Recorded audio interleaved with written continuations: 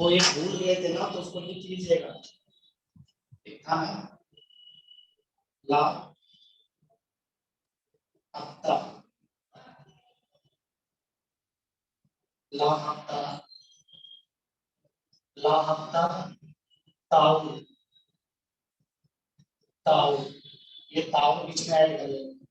ला हफ्ता ताऊ, वरना, रे, वरना मतलब डब्ल्यू,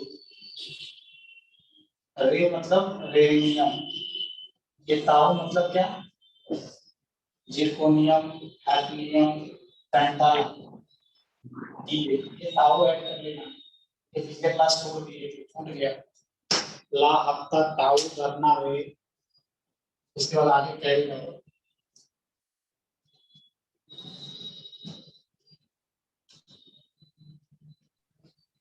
वो सर क्या बताए, ताव?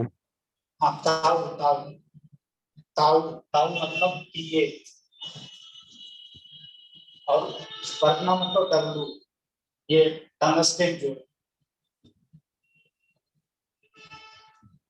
और उसके बाद तो लिखे ही थे। सर आपका आवाज बहुत ही कम आ रहा है सर।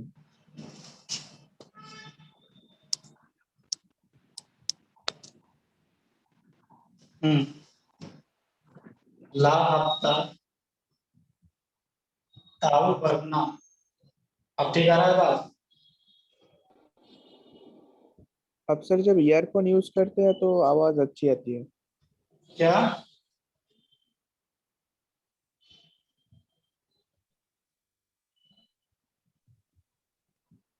सर आप ईयरफोन यूज करते हैं तो आपका आवाज क्लियर आती है सर। अच्छा, बोर्ड पर जाते हैं तो आवाज नहीं आता है? हाँ हाँ सर। सर। ओ, ऐसा है क्या? आता है मगर धीरे आता है।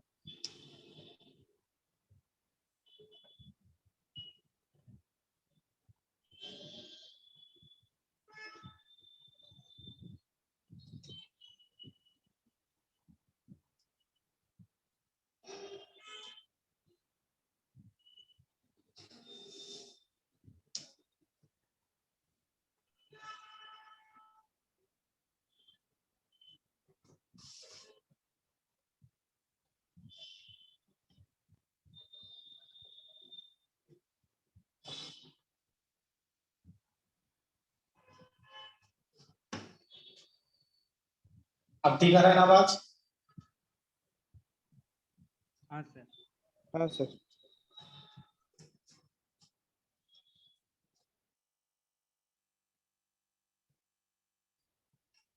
उसके बाद देखिए नेक्स्ट, नेक्स्ट देखिए,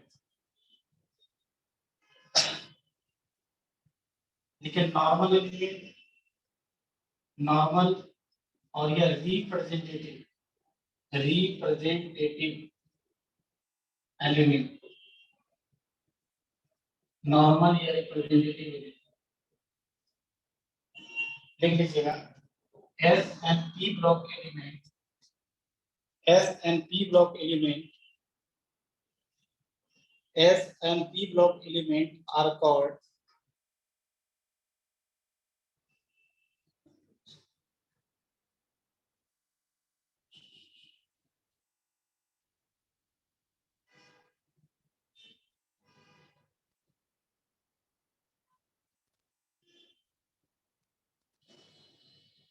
S and P block element are called representative element.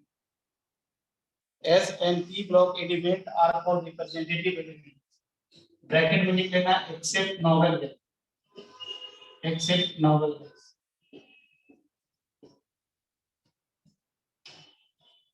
S and P block element are called representative element or normal element except novel gas.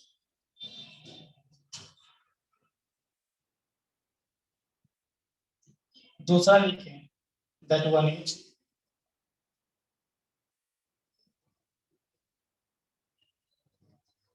दूसरा लिखे, that one is सर आपका आवाज बहुत ही प्रॉब्लम कर रहा है sir. typical element, typical element, typical element.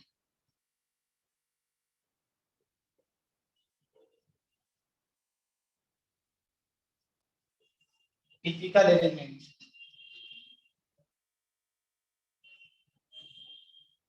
लिख लीजिए, इसमें टिपिकल एलिमेंट में लिखिए। आज आवाज ऐसे ही आएगा क्योंकि मेरा ईयरफोन नहीं लाए हैं, तो ब्लूटूथ लाता तो आवाज अच्छी तरह से आता, तो आज एडजस्ट करो इसी में। टिपिकल एलिमेंट में लिखिए element which represent the properties of whole group. Element which represent the properties of whole group. Element which represent the properties of whole group. Element which represent the properties of whole group are called typical element. उसमें लिख लीजिएगा third group. Third group को हम typical element बोलते हैं। Third group बोलने का मतलब सब third period are called typical element. Third period में कौन कौन से एलिमेंट है? सोडियम है, sodium, magnesium, aluminium, silicon, phosphorus, sulphur, chlorine. Noble gas को नहीं, ये सबको टिपिकल एलिमेंट बोलते हैं। ये जो सोडियम है फर्स्ट ग्रुप को रिप्रेजेंट करता है, मैग्नीशियम है सेकंड ग्रुप को रिप्रेजेंट करता है, एल्युमिनियम थर्ड ग्रुप को रिप्रेजेंट करता है, सो ऑन। तो ये सब क्या है? टिपिकल एलिमेंट है। अब ये क्वेश्चन आएगा कि सेकंड पीरियड को हम टिपिकल एलिमेंट, सेकंड पीरियड को टिपिकल एलिमेंट क्यों नहीं बोलते हैं? सेकंड पीरियड को टिपिकल एलिमेंट इसलिए नहीं बोलते हैं क्योंकि ये एनामोलस बिहेवियर शो करता है। एनामोलस बिहेवियर शो करता है, एनामोलस बिहेवियर शो करता है, इसलिए इसको हम लोग टिपिकल एलिमेंट नहीं बोलते हैं। Why it is going anomalous behaviour? जैसे अगर आपको पता हो, जैसे आपको पता हो कि नाइट्रोजन का प्रॉपर्टी अपने ग्रुप वाले मेंबर से अलग होता है, ऐसा क्यों होता है?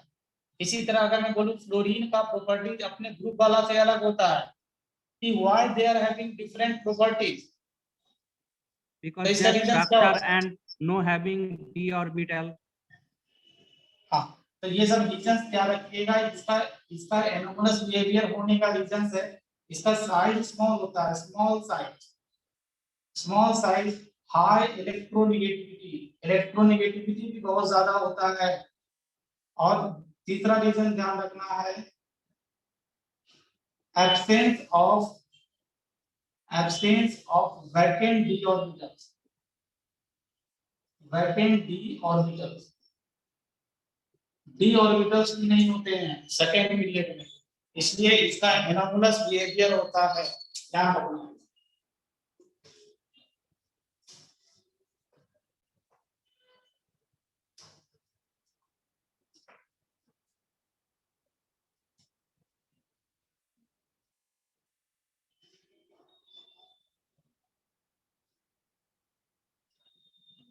सर हाई क्या लिखा हो? Small high size electronegativity, high ईयर मतलब electronegativity.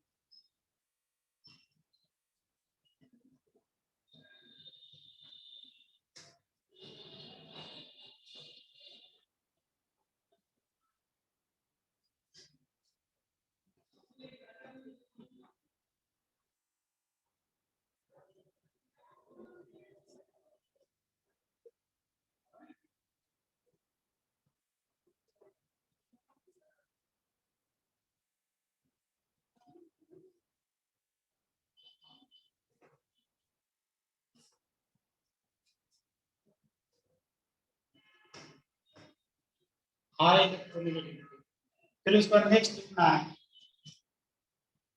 that one is bridge element. Bridge element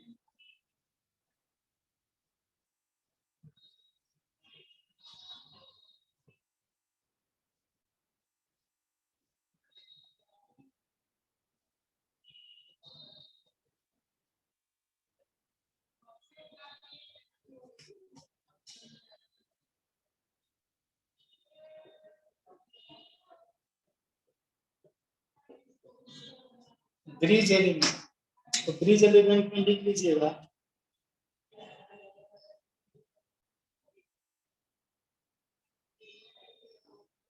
लिखिएगा element which act as a bridge, element which act as a bridge, element which act as a bridge, that is their properties, their properties are combination of their properties are combination of two different group elements, that is their properties are combinations of two different group element. फिर से मैं बोल दूं, element which act as a bridge, that is their properties are combinations of two different group element.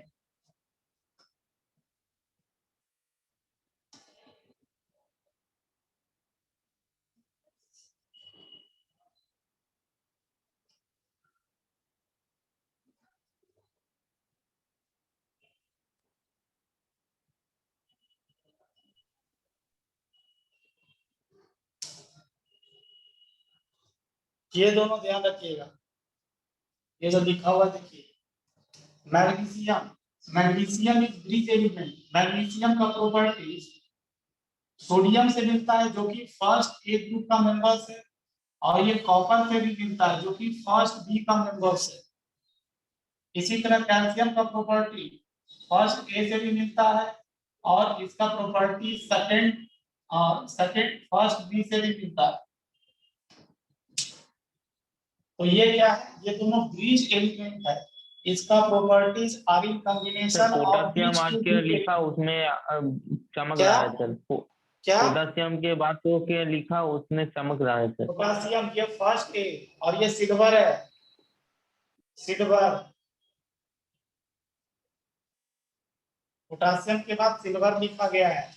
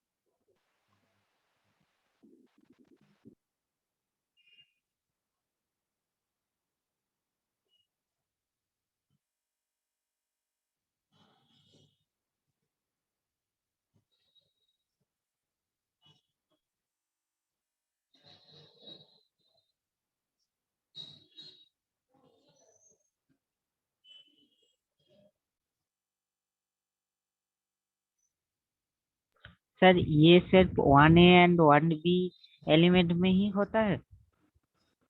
अरे ये जैसे बताया था ना कि 1A और 1B यही दो पेयर ध्यान रखना है, देखा गया है, पाया गया है एक्सपेरिमेंटली कि magnesium is showing diagonal relationship with sodium and copper and calcium is showing diagonal relationship between potassium and silver. ये दो पेयर को आपको ध्यान रखना है।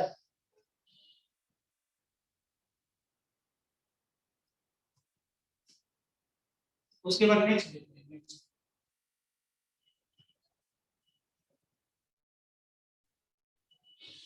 डायगोनल रिलेशनशिप लिखिए, diagonal relationship, diagonal relationship.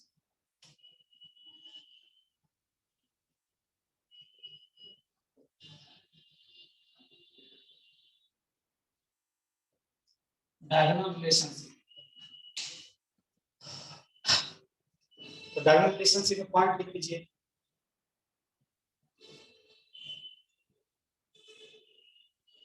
Some element of period 2, some element of period 2, some SOM, some element of period 2 shows relationship with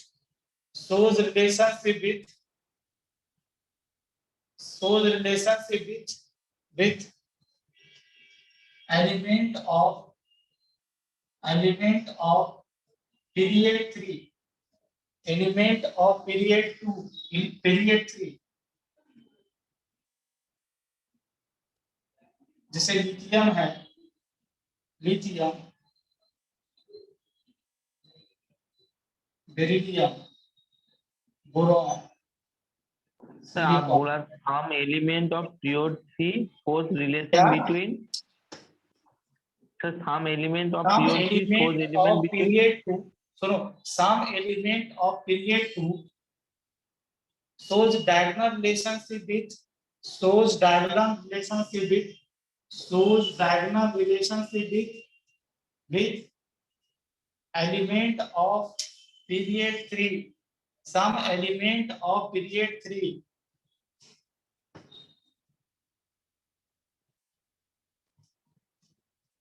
और ये देखिए, ये ध्यान रखिएगा, जैसे लिथियम, लिथियम मैग्नीशियम के साथ डायगोनल रिलेशनशिप शो करता है, बेरिलियम एल्युमिनियम के साथ डायगोनल रिलेशनशिप शो करता है, इसी तरह बोरॉन सिलिकॉन के साथ डायगोनल रिलेशनशिप शो करता है। ये 3 पेयर याद रखना जरूरी है।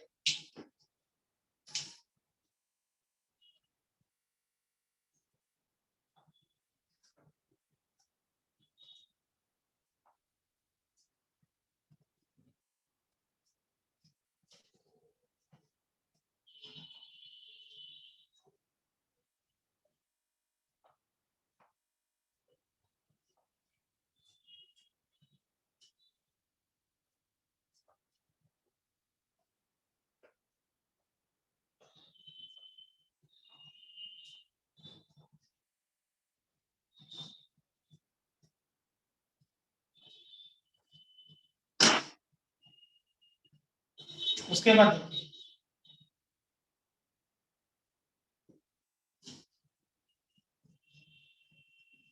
उसके बाद रीडिंग कीजिए, group number and period number of element, group number, group number and period number of an element, of an element, किसी भी एलिमेंट का ग्रुप नंबर और पीरियड नंबर कैसे निकालेंगे? तो हम सबसे पहले एस ब्लॉक की बात करेंगे। एस ब्लॉक में मेनली क्या है, ग्रुप 1 और ग्रुप 2 आता है। इसका जनरल इलेक्ट्रॉनिक कॉन्फ़िगरेशंस क्या है बताओ? जनरल इलेक्ट्रॉनिक कॉन्फ़िगरेशंस क्या है? क्या है? That is inert gas NS122। NS1 होगा तो ग्रुप 1 और NS2 होगा तो ग्रुप 2। इसका जो पीरियड नंबर होता है that is the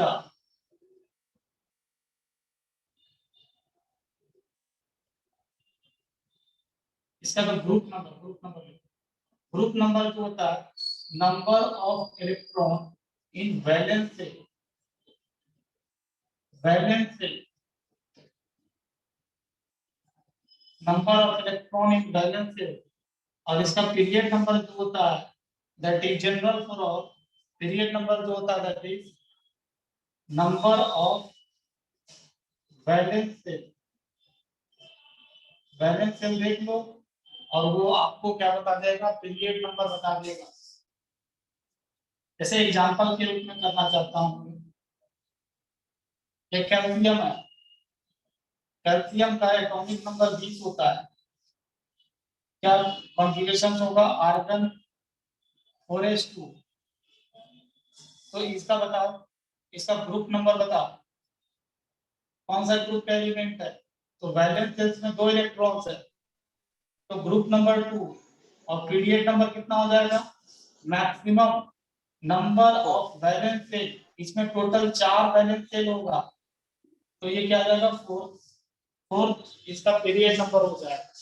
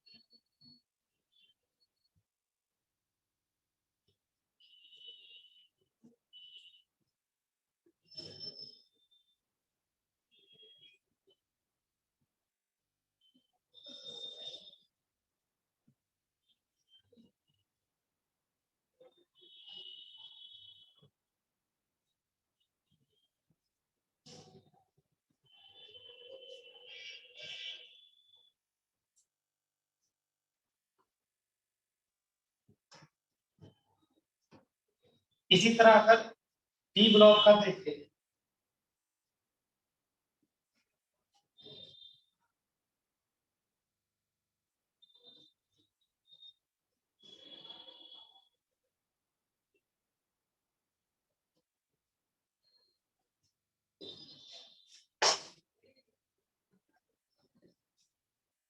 D block आपका ग्रुप 13 से ग्रुप 16 तक, ग्रुप 18 तक डी ब्लॉक बोलते हैं। इनका जो जनरल इलेक्ट्रॉनिक कॉन्फ़िगरेशन होता है that is inner gas NH22 Np126। अगर इसका आपको पीरियड नंबर पूछा जाए तो क्या बोलोगे? That is the number of valence.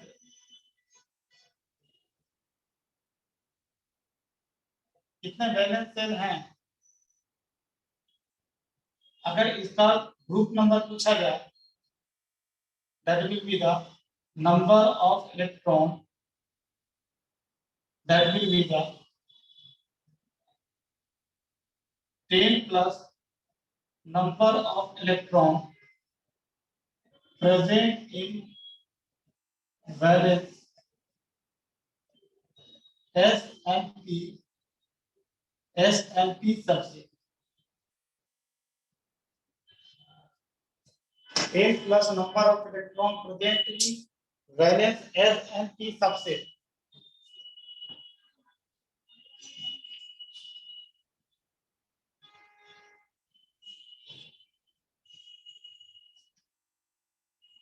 ऐसे एग्जांपल दूं आपको, एग्जांपल कोई एग्जांपल ले लेते हैं, जैसे आर्सेनिक। आर्सेनिक इसका कॉन्फ़िगरेशन क्या होगा बताओ? आर्सेनिक का argon NS2 4s2 4p3 forest argon 4s2 3d10 4p3 4p3। या इसको रीअरेंज करके लिख ले थोड़ा, 3d10 4s2 4p3। तो इसका इसका बताइए, सबसे पहले ग्रुप नंबर बताइए। ग्रुप नंबर क्या होगा? 10 प्लस वैलेंस सेल में कितना इलेक्ट्रॉन? 5 15 15। पीरियड नंबर कितना होगा? तो मैक्सिमम वैलेंस सेल 4। ये फोर्थ पीरियड का एलिमेंट, फोर्थ पीरियड का एलिमेंट।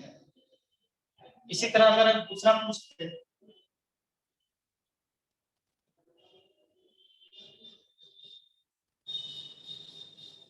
इंडियम का बताओ। 49 इंडियन। पीरियड नंबर और ग्रुप नंबर दोनों बस।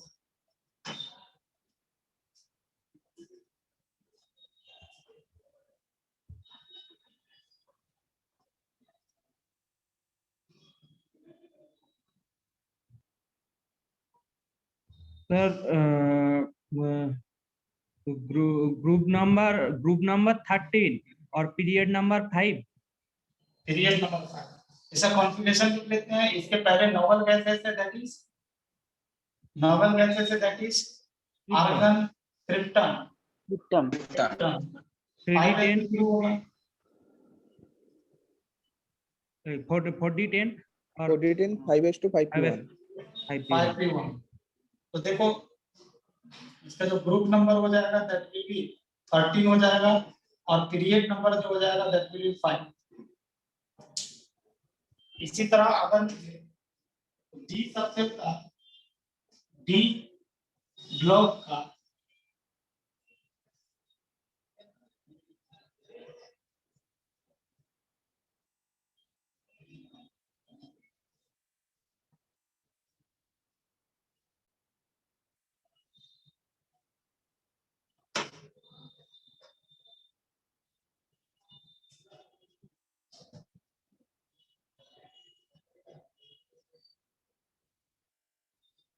डी ब्लॉक बेसिकली ग्रुप 3 से ग्रुप 12 तक का बोलते हैं।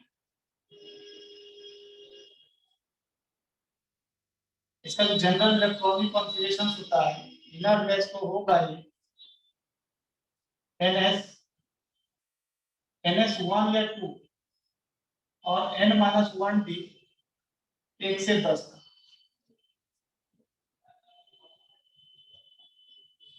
इसका ग्रुप नंबर कैसे निकालेंगे?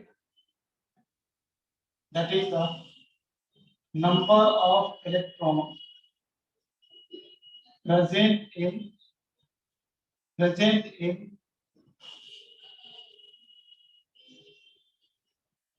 present in S and D subset.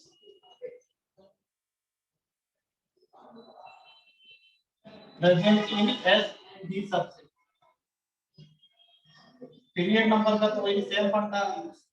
That is the number of valence.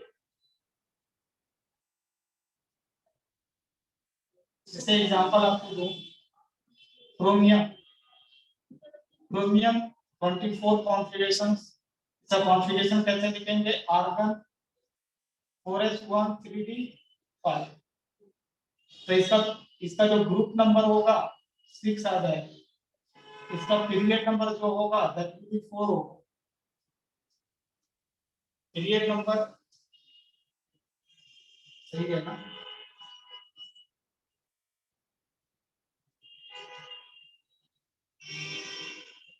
Period number 4 होगा. Group number 6. इसी तरह आप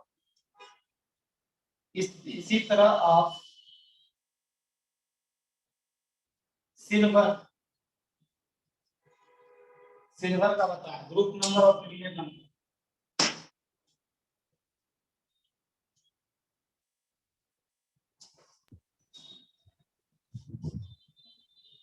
इलेवन और 5. पीरियड नंबर 5 और group group number 11. Group number 11. ये बेसिकली ग्रुप 11 में कौन कौन सा एलिमेंट था? कॉपर था, सिल्वर था, गोल्ड था. कीमत बढ़ता है. हाँ. ऐसे भी याद कर सकते हो. कॉन्फ़िगरेशन लिखना है इसके पहले.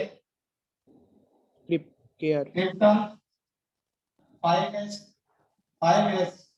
4d10 1 ये एक्सेप्शंस था. और क्या था? 3d 4d 10. 4d 36 37. हाँ, तो अभी देख सकते हो ग्रुप नंबर कितना हो जाएगा? Group number that will be 11 और पीरियड नंबर कितना हो जाएगा? That will be 5. इसी तरह आप एफ ब्लॉक का भी ध्यान रखो.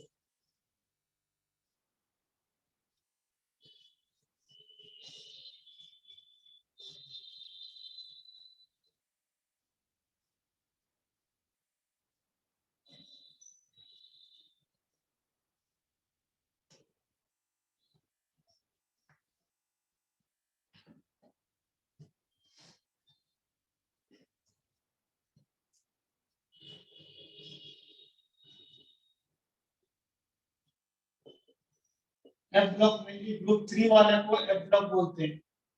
एफ ब्लॉक का ग्रुप नंबर हमेशा 6 से 3 होगा. इसका जो इलेक्ट्रॉनिक कॉन्फ़िगरेशन है जनरल इलेक्ट्रॉनिक कॉन्फ़िगरेशन है that is inert gas NH2 N-1D 1 या 2 होगा और N-2F 1 से 14 तक. 1 से 14 तक. ये ध्यान रखना. सर ग्रुप 3 को एफ ब्लॉक बोलता है. क्या? एफ ग्रुप ब्लॉक का. ग्रुप 3 को हाँ, ग्रुप 3 को ए ब्लॉक बोलते हैं. नहीं. वो तो लैंथेनाइट एक्टिनाइट को बोलते हैं. इधर सुनो.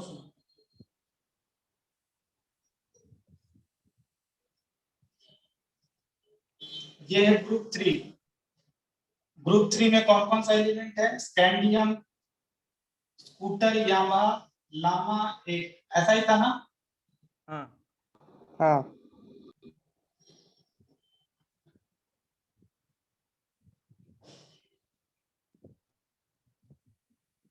आई थिंक सो ये 39 39। तो देखो इसके बाद जो नेक्स्ट एलिमेंट आता है, अगर ग्रुप 4 लिखो, ग्रुप 4 में कौन कौन सा एलिमेंट है? टाइटेनियम, टी जरा हा, हाँ टी जरा हा,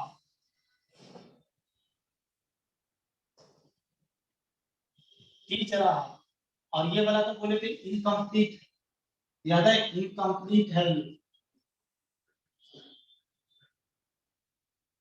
तो यहाँ से क्या ध्यान रखना है, इसका अगर एटॉमिक नंबर बोलूं तो ये तो 22 हो जाएगा और ये 40 हो जाएगा। एट्रियम, जिर्कोनियम, नियोबियम, मोलिब्डेनम, हाँ ये जो नेक्स्ट है ना ये 72 है। तो यहाँ पर क्या देखेंगे कि 58 के बाद, 58 के बाद 11 14 14 एलिमेंट, इसको हम लोग लैंथानाइट सीरीज बोलते हैं। लैंथानाइट सीरीज, लैंथानाइट सीरीज, लैंथानाइट सीरीज बेसिकली क्या, ये जो आपका 50 सीरियम, सीरियम जो 58 वाला है, सीरियम से लेकर ल्यूटेशियम तक, ल्यूटेशियम तक, इसको ये सब एलिमेंट को बेसिकली ना यहाँ पर रखा जा सकता था, बट अगर यहाँ पर रखते तो बहुत लेंथियर हो जाता। इसलिए क्या बोला गया, 58 से लेकर 71 तक को हम क्या किए, ये पीरियोडिक टेबल में नीचे रख दिए और इसको लैंथानाइट सीरीज बोले। इसलिए ये सब जो भी एलिमेंट है इनका ग्रुप नंबर 3 ही होता है। ओके सर, ठीक है। और इसी तरह एक्टिनियम के बाद, यहाँ पर एक्टिनियम के बाद इसको एक्टिनाइट सीरीज बोलते हैं। Actinide series, actinide series basically कहाँ से स्टार्ट होता है, तो ये 90 थोरियम से स्टार्ट होता है। थोरियम से लेकर लॉरेंसियम तक 103 तक, इसको हम एक्टिनाइट सीरीज बोलते हैं। तो ये दोनों सीरीज को बेसिकली क्या बोले, ये दोनों सीरीज को हम एफ ब्लॉक बोलते हैं। इसका ध्यान रखना है, इसका पीरियड नंबर जो होता है, इसका पीरियड नंबर कितना होता है, 6। देखो इसका इसका पीरियड नंबर 4 होता था, 4 5 6 पीरियड, इसका पीरियड नंबर 6 होता है और इसका ग्रुप नंबर 3 होता है, याद रखना। इसी तरह इसका पीरियड नंबर 7 होता है और ग्रुप नंबर 3 होता है, याद रखना।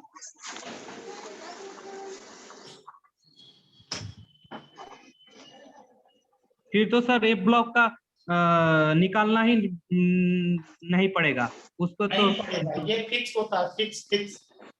हाँ सर।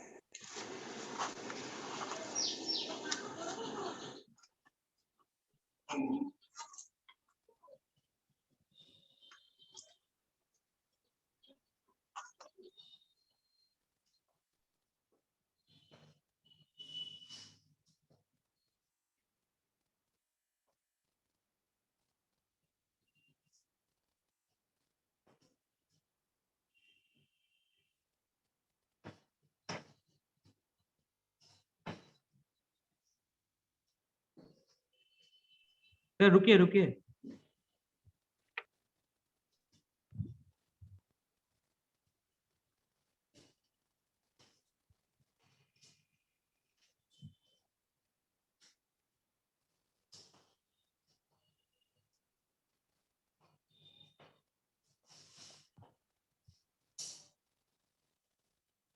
हाँ सर, हो गया।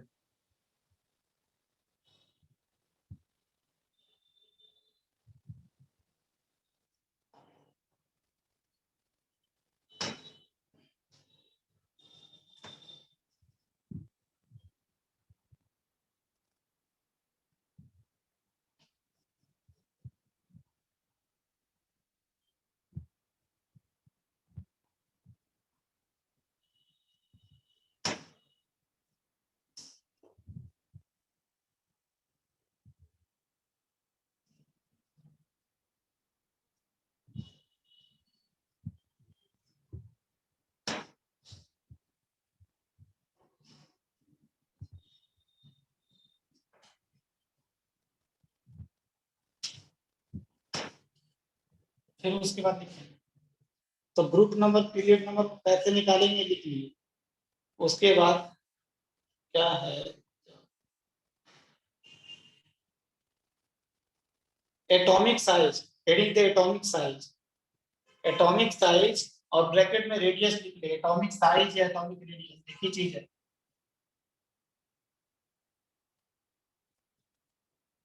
इसमें लिख लीजिएगा distance from the centre of nucleus, distance from the centre of nucleus, distance from the centre of nucleus to the outermost cell of an atom, to the outermost cell of an atom.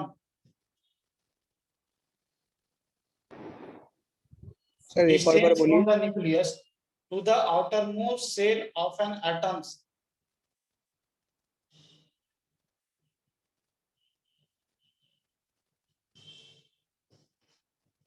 क्या बोला गया atomic radius में? Distance from the nucleus to the outermost shell, इसी को हम atomic radius बोलेंगे, or atomic radius बोलेंगे। ये आउटरमोस्ट सेल है, मान आउटरमोस्ट सेल कंटेनिंग इलेक्ट्रॉन है। तो distance from the nucleus to the outermost shell, इसी को हम एटॉमिक रेडियस बोलेंगे। दूसरा तरह का है कोवैलेंट रेडियस, लिखिए covalent radius, covalent radius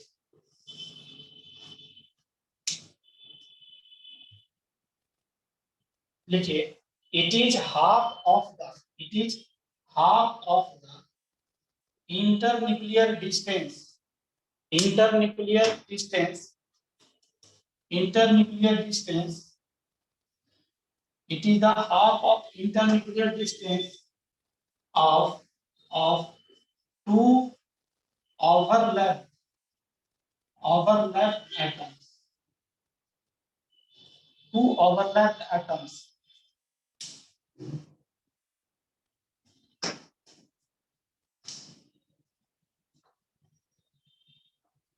sir वो क्या बोला, इंटरमीडिएट?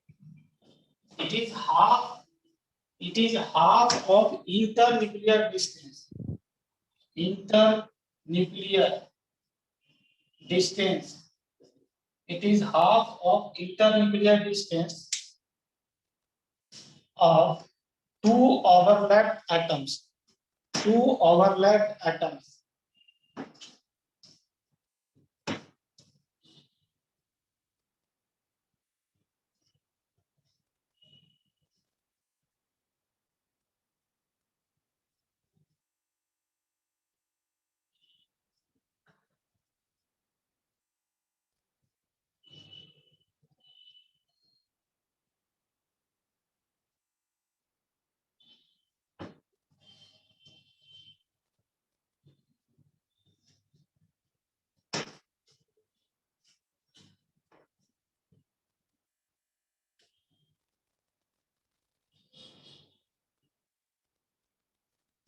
तो क्या बोला गया देखिए समझिए, आपको पता है कि covalent bond is form by overlapping of atoms, जब एटम्स ओवरलैप करते हैं तो कोवैलेंट बॉन्ड फॉर्म होता है।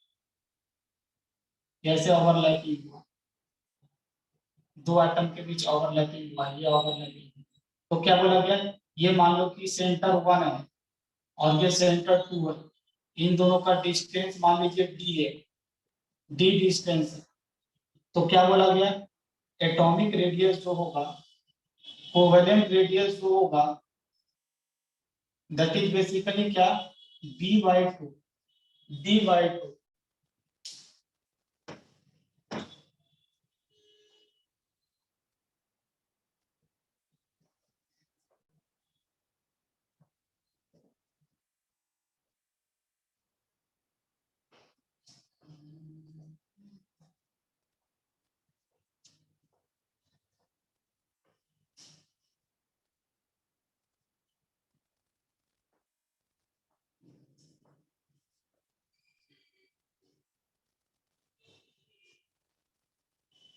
उसके बाद नेक्स्ट लीजिएगा मेटालिक रेडियस,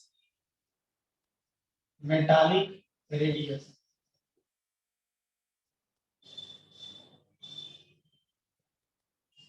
मेटालिक, इसमें लिखिएगा it is half of internuclear distance, it is half of internuclear distance, it is half of internuclear distance between two atoms, between two atoms, between two atoms, bracket में touching each other, touching each other, touching each other, वो दोनों atom एक दूसरे को touch करना चाहिए, वो दोनों एटम्स क्या होना चाहिए, एक दूसरे को टच करना चाहिए।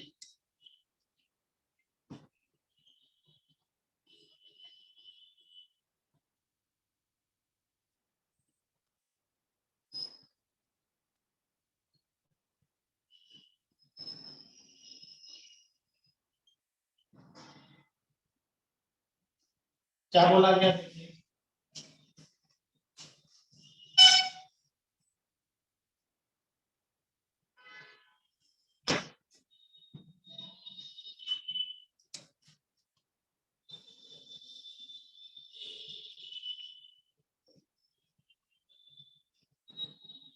ये दो एटम्स है, एक दूसरे को टच कर रहा है, इसका सेंटर C1 है, इसका सेंटर C2 है, ये मान लीजिए डिस्टेंस D है, तो आर मेटालिक जो बोला गया दैट इज क्या, D/2।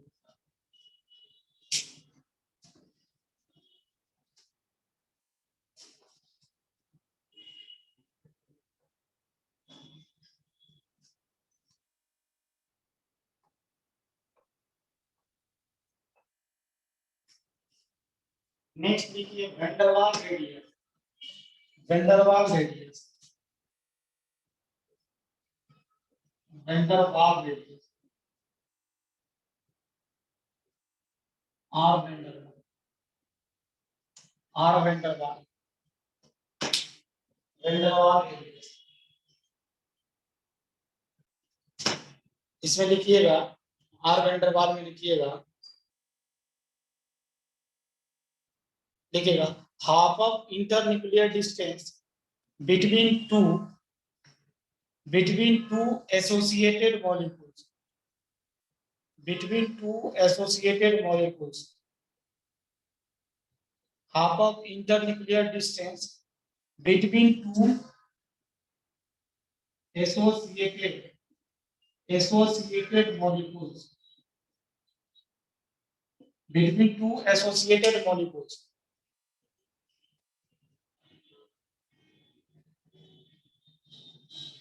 इसमें एक पॉइंट और लिख लीजिएगा, एक पॉइंट और लिख लीजिएगा, फिर मैं समझाता हूं। लिखिएगा van der Waals force exist between, van der Waals force exist between, van der Waals force exist between, van der Waals force exist between two covalently bonded molecules, two covalently bonded molecules, van der Waals force exists between two covalently bonded molecules। क्या बोलना चाहते हैं समझिए इसको, दो associated molecules,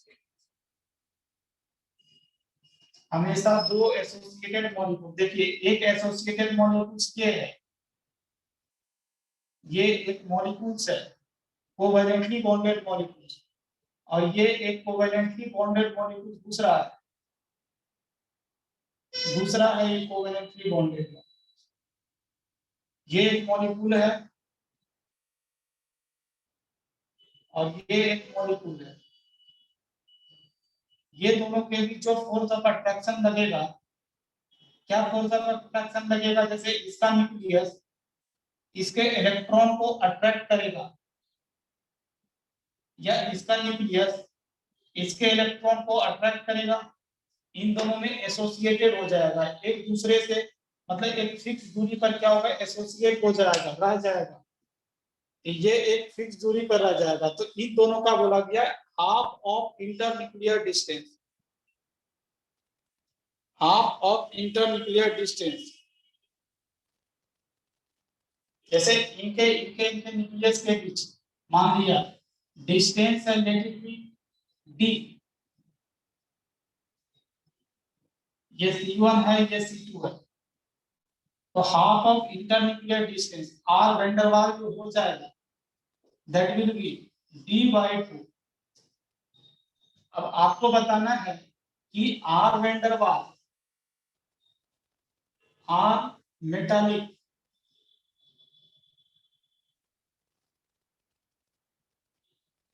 और R covalent में relation बताना है कि इन तीनों में किसका R R van der Waals greater sir than सबसे आर बड़ा होगा मेटालिक ग्रेटर देन और आर कोवेलेंट। फिर उसके बाद आर मेटालिक एंड उसके बाद आर कोवेलेंट। हाँ, तो ये रिलेशन ध्यान रखना।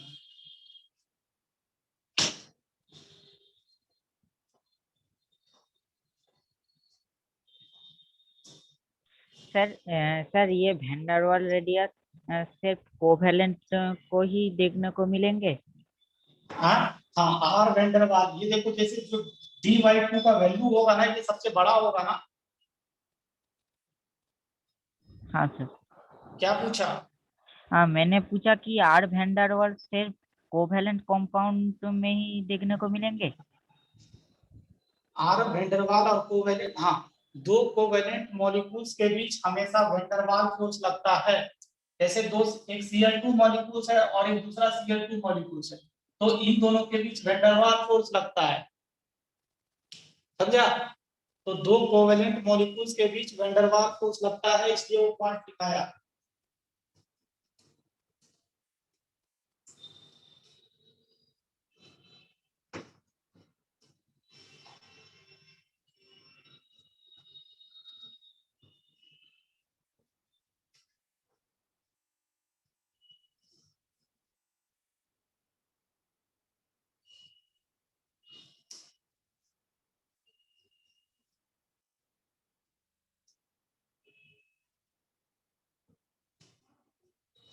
उसके बाद हेडिंग दे effective nuclear charge, effective nuclear charge, इसको जेड इफेक्टिव के नाम से हम लोग जानते हैं।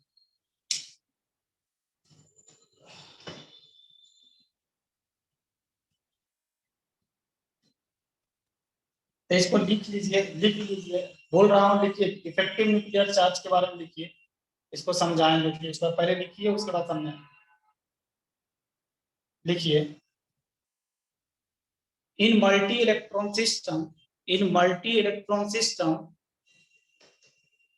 इन multi electron system comma, in multi-electron system, comma, the electron present in inner cell, the electron present in inner cell, the electron present in inner cell, shield the electron, shield, shielding करना, shield the electron, shield the electron present in valence cell, shield the electron present in valence cell. In multi-electron system, electron present in inner cell shield the electron present in valence cell from the attraction of nucleus, from the attraction of nucleus, from the attraction of nucleus, or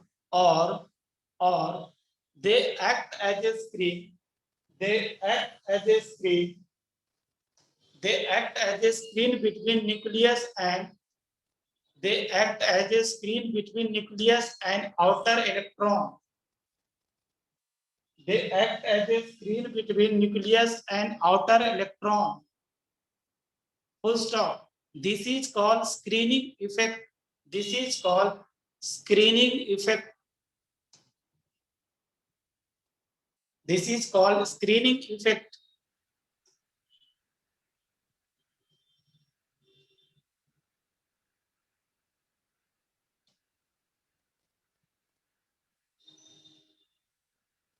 तो इतना लिख लिया। क्या बोला गया? Multi electron system में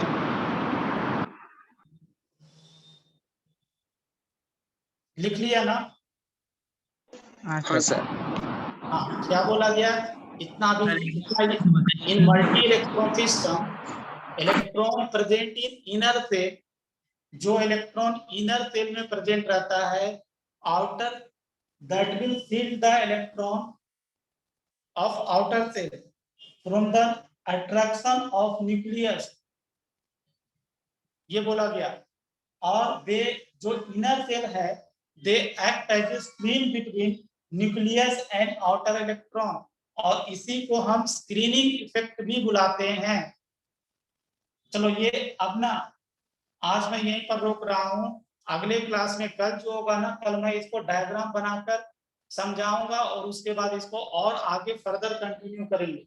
आज मैं यहीं पर रोक रहा हूं।